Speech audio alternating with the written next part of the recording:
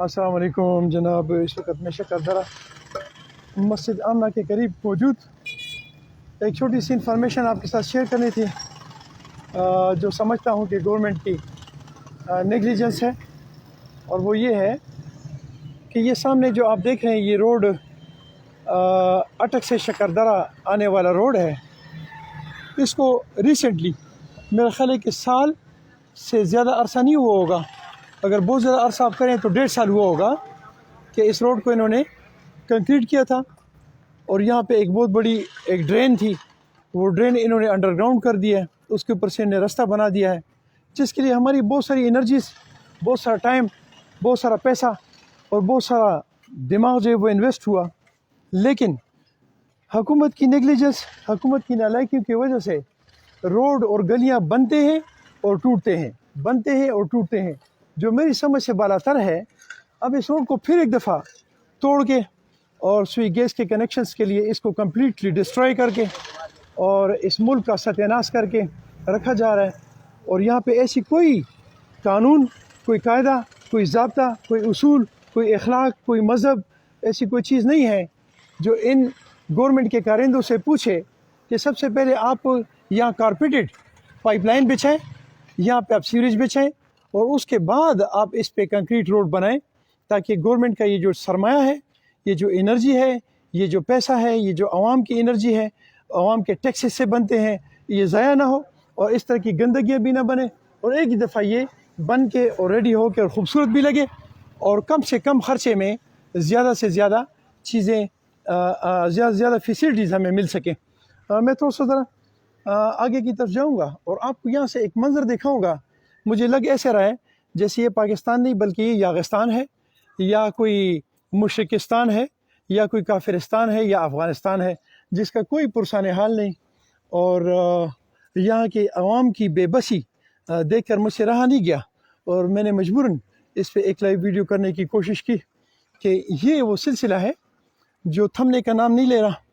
और ये हुकूमत की नेग्लिजेंस और आवाम की एक ऐसा वो है जिस पे वो बेहिस हैं, या मैं कहूँगा कि वो शायद इसमें कोई एक्शन नहीं कर सकते।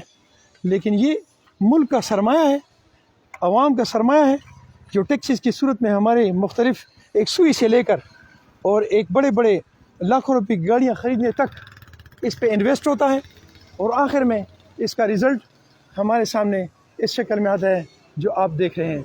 हद नज़र तक, हद निगाह तक ये रोड इसी तरह टूट फूट का शिकार है, जो कि अभी 1 साल पहले या 1.5 साल पहले तैयार किया गया था, जिसमें कंक्रीट किया गया था।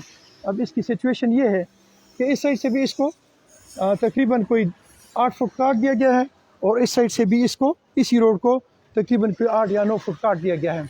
अगर आपके इस रोडों की ये पोजीशन होगी तो इसका बनेगा क्या? ये मामले जो हैं ये जा किस तरफ रहे हैं, समझ से बालातर है। अलबत्ता एक रिक्वेस्ट है गवर्नमेंट को कि खुदारा ये कौम का सरमाया, ये कौम की एनर्जी, ये कौम की इन्वेस्टमेंट, ये गवर्नमेंट का सरमाया, ये आवाम का है, ये गवर्नमेंट का है। आप इसको ऐसा ज़ाया करने से गुरेज करें और कोशिश करें कि एक प्लानिंग के तहत, एक उसूल के तहत, एक कानून के तहत प्रॉपर रोडों में कारपेटिंग करके उसमें सबसे पहले सीवरेज डालें, उसके बाद पानी का पाइपलाइन डालें, उसके बाद बिजली के पोल्स लगाएं, उसके बाद सुई गैस की लाइन डालें और उसके बाद जाकर आप इसको कंक्रीट करें, ताकि आवाम का ये जो पैसा है ये ज़ाया ना हो और आवाम का ये जो टाइम है ये भी ना ज़ाया हो। और इस तरह की जो गंदगी हम देख रहे हैं, जिससे किस्म किस्म की मुहलिक बीमारियाँ इनको लाहक हो रही हैं, उनसे भी इसका सद्देबाब भी हो सके और इनका बचाव भी हो सकते।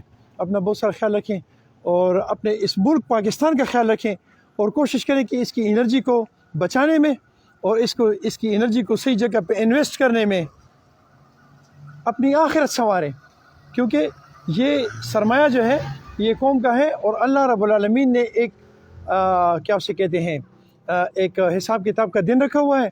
और इसी चीज़ का आपसे पूछा जाएगा कि जब ये कंक्रीट हुआ तो फिर आप इसको तोड़ा क्यों।